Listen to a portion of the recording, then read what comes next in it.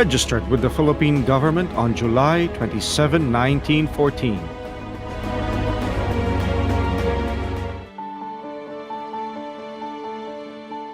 From a small corner in the city of Manila, it spread rapidly to the different provinces all over the archipelago.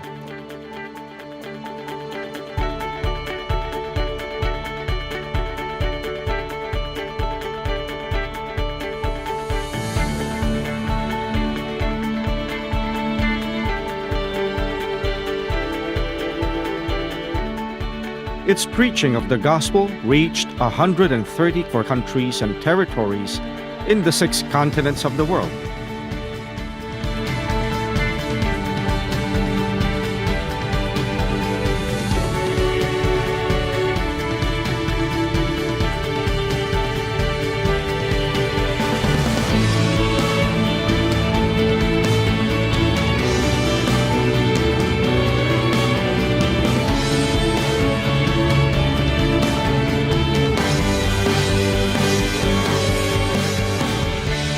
At present, it is comprised of millions of members from different races and nationalities.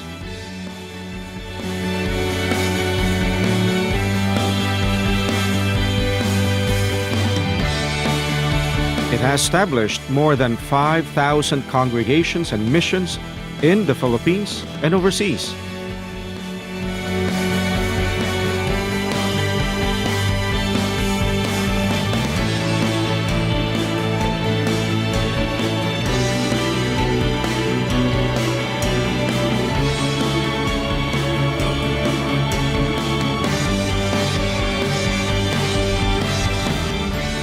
In spite of worsening poverty in the different parts of the world, it continues to provide the spiritual needs of the members by means of constructing worship buildings.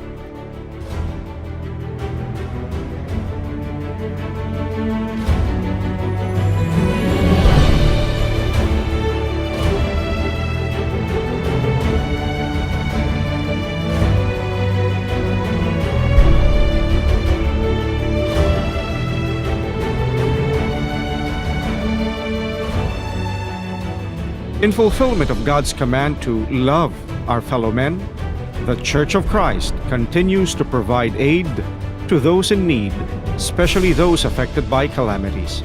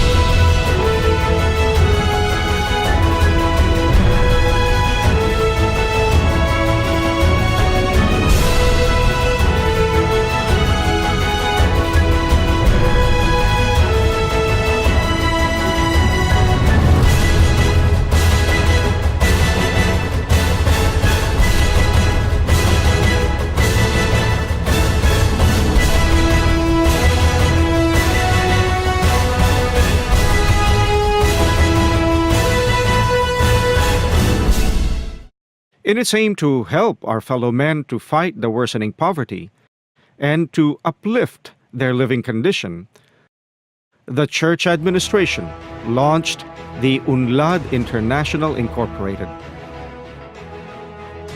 It also launched the Eco Farming Project in various parts of the Philippines and overseas.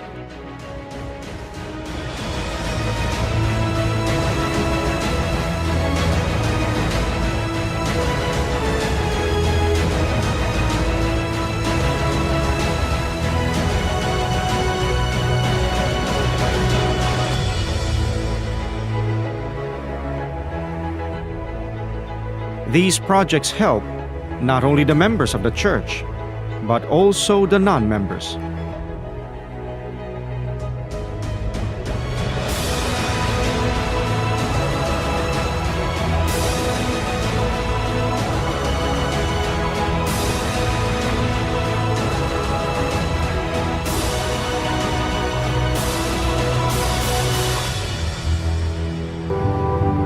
In obedience to God's will that His words be preached to all people, it upholds the intensive propagation of the gospel in every corner of the world. This results in great numbers of people who are enlightened by God's teachings and who eventually decide to join the Church of Christ.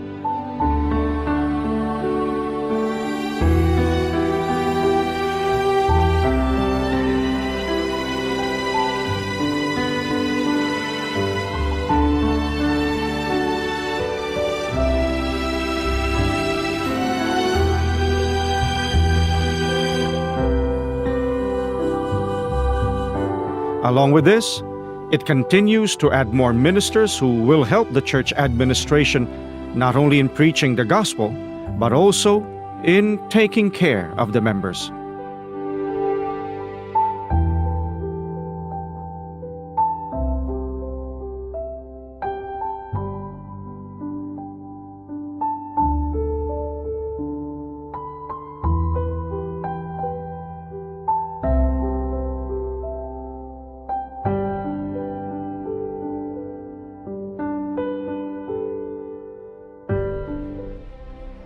In view of all the triumphs that this church reaped and continues to reap, members of the Church of Christ firmly believe that this is the fulfillment of God's promise to His messenger, Brother Felix Manalo, that the nation of God in these last days will be strengthened and helped. This promise of God to His messenger, that he will inspire and guide, continues to be fulfilled in the present administration of the church.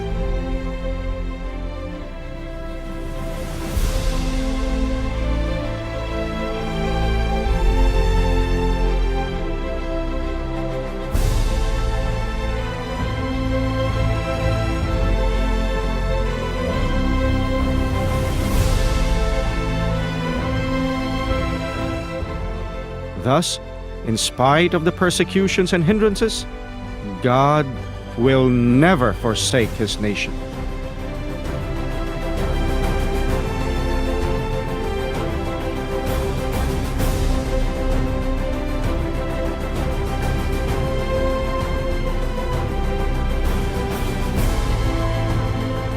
All these are proof that the Lord God who guided and upheld this work in these last days is the same Lord God who guides the present administration of the church.